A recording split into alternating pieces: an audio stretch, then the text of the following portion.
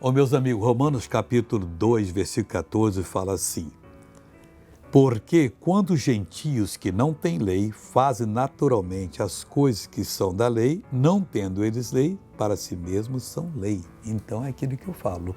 E as pessoas acreditam, os teólogos, que aqueles que não conheceram a lei de Moisés, mas agiram de maneira correta, como a lei dizia, que é difícil, hein? Mas vão dizer que agiram, eles então serão salvos porque na ignorância fizeram o que a lei dizia.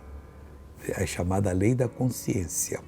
Agora, hoje nós temos o Evangelho e temos que pregar, porque não tem dúvida, a pessoa aceitou Jesus, ela vai para o céu.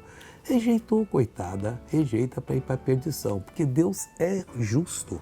Deus fala ao coração, o Espírito Santo intercede, Ele convence da justiça, do pecado, do juízo. Mas tem pessoas que não querem, essas vão ter problema sério. Mas nós que cremos estamos salvos. Veja um salvo que foi abençoado da minha reunião. Esse senhor tinha 10 anos, foram curar o ouvido dele, puseram azeite quente, o senhor ficou surdo. Ficou surdo. Nunca mais ouviu? Nada, tampou aqui, ó. Boa. 74 anos, tá ouvindo agora? 84 anos. Não, 74, doente. Doente. Tapa ali. Como é que é o seu nome? Geraldo Telo. Você é casado? Casado. 3.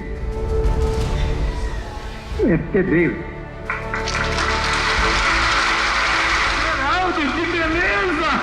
74 anos, pessoal! Agora eu quero orar com você. Pai, em nome de Jesus, eu abençoo essa pessoa.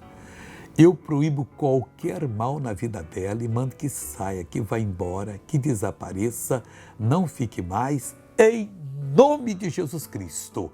Vai saindo todo o mal agora, não pode ficar, para a glória de Deus. E você diz amém, eu creio, Deus te abençoe.